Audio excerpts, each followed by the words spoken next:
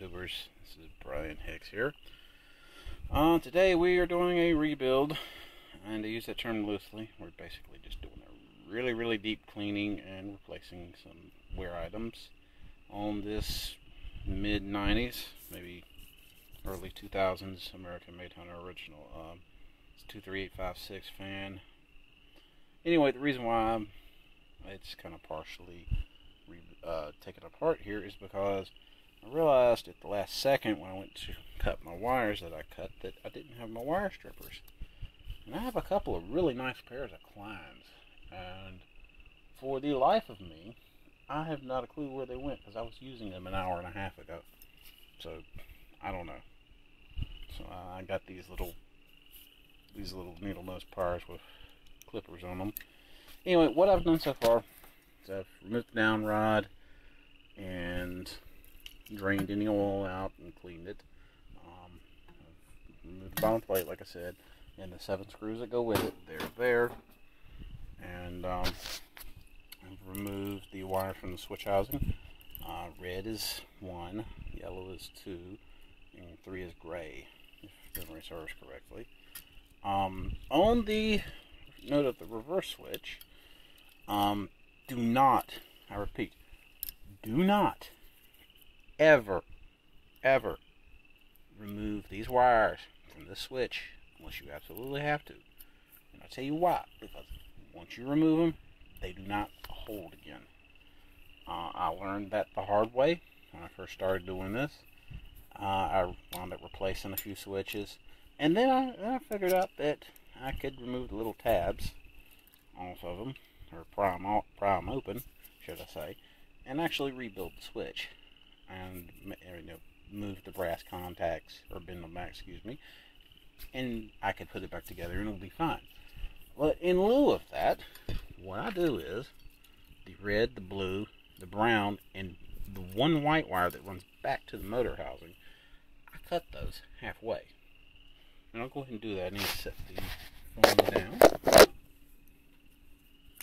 I usually cut them, when I say halfway, I usually leave about 3.5 to 4 inches of wire on the switch.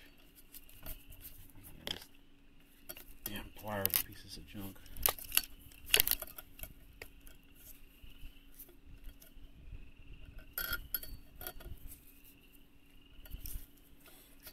The tools that you need to do this are wire strippers, a multi-tool screwdriver with a 5/16 inch and 1/4 inch socket on them, or on it, excuse me. Let's see, where do I need to cut that wire? Right about there. Okay, and done cutting the wires. This is what you should wind up with. You should wind up with all 6 wires still connected to the reverse switch, and the one red wire still connected to the pull chain switch. And speaking of tools, that is not needed to rebuild the fans, nor is this.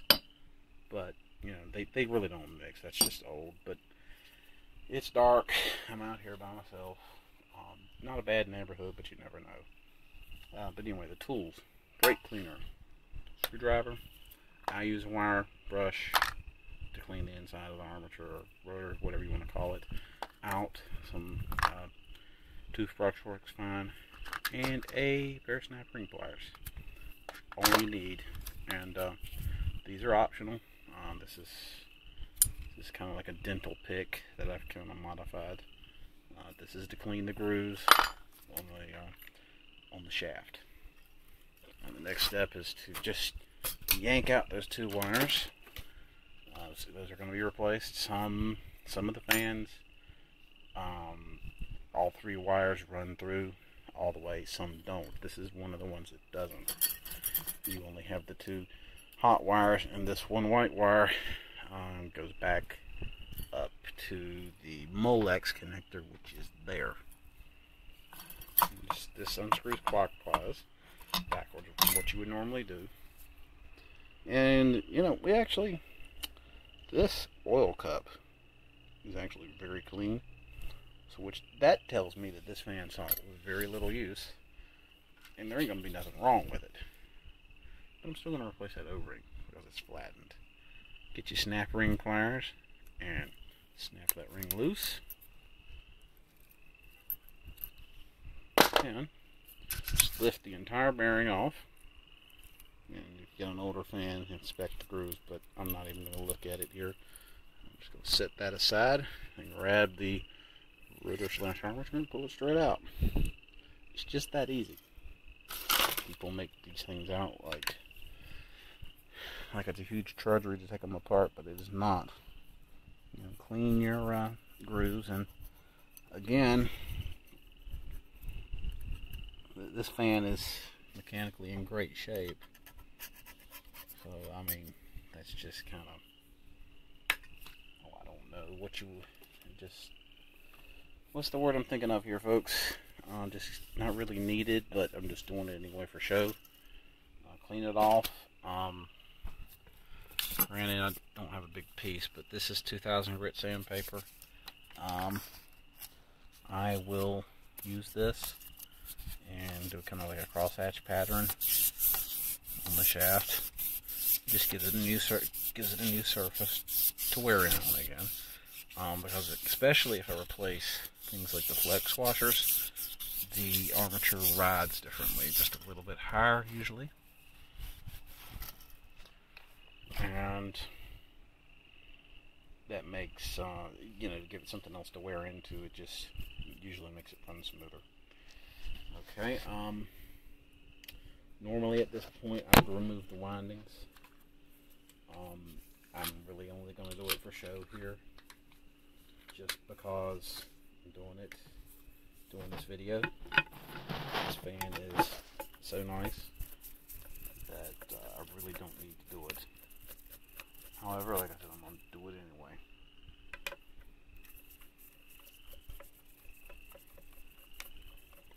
The older R&M originals that have the shaded pole motors, don't try to remove the windings. Just clean them off with air. If you're feeling adventurous, you can use some water, like a power washer or a water hose at low pressure. And by power washer, I mean like a 40-degree tip with the machine running at idle. Don't use much pressure at all.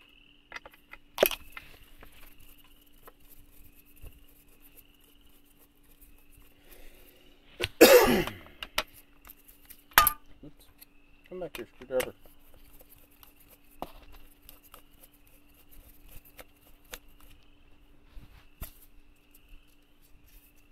I generally use a 1/4 inch ratchet and socket to put them back on, because I usually tighten them down fairly tight, and this particular multi-tool does not actually fit these because it's a little bit worn out. Okay, and there's our Molex connector right there.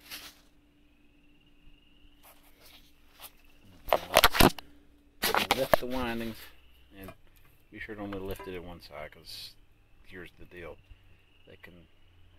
the way they sit in there, you can damage them pretty easily. So lift from one side, go up under with preferably your middle finger.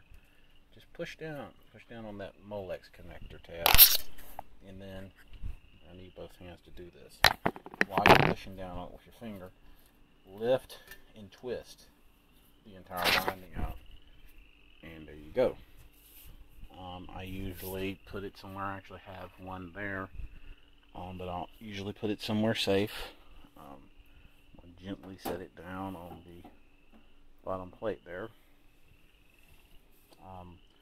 At this point, usually I get my power washer cranked up. It's broke down at the moment, so I'm going to have to do this a little bit differently. But normally I just crank it up and just blow all that off. And then I'll do the same thing for up here. We don't have the option of that tonight, so I'll be cleaning it manually.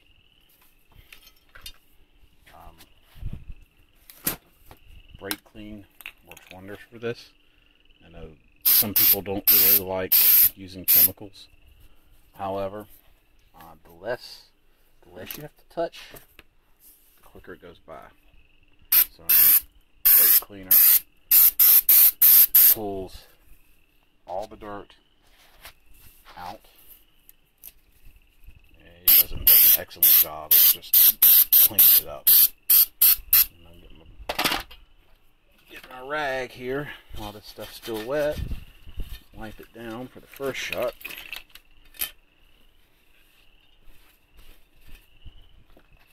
I'm gonna get paper towels for the second time.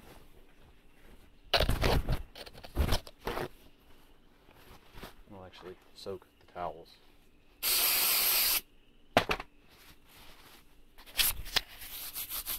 If I had a plated fan, I would not be doing it like this.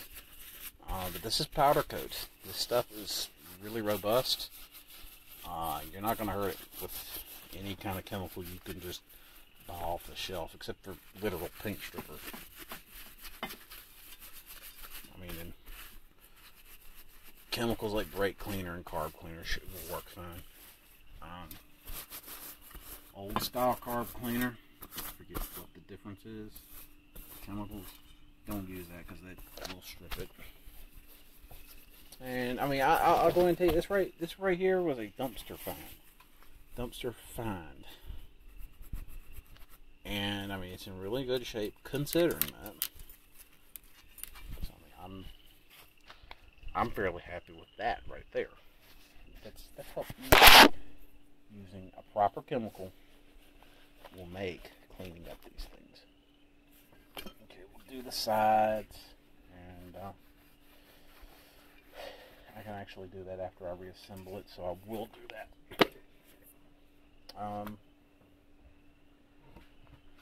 What did I do with my can insulating spray? That is the question.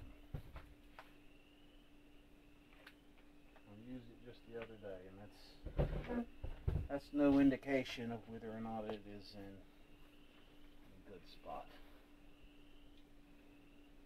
I'll tell you what, because of what time it is, I'm going to go ahead and end this now, and tomorrow night we will continue this. Until then, enjoy this 1900s Westinghouse Sidewinder. I have capacitors in series with it just for testing, because the owner would like slow speeds but would like it to be quiet. Y'all have a good one, and thank you for watching. In a couple of days, check that out. That's going to be on eBay.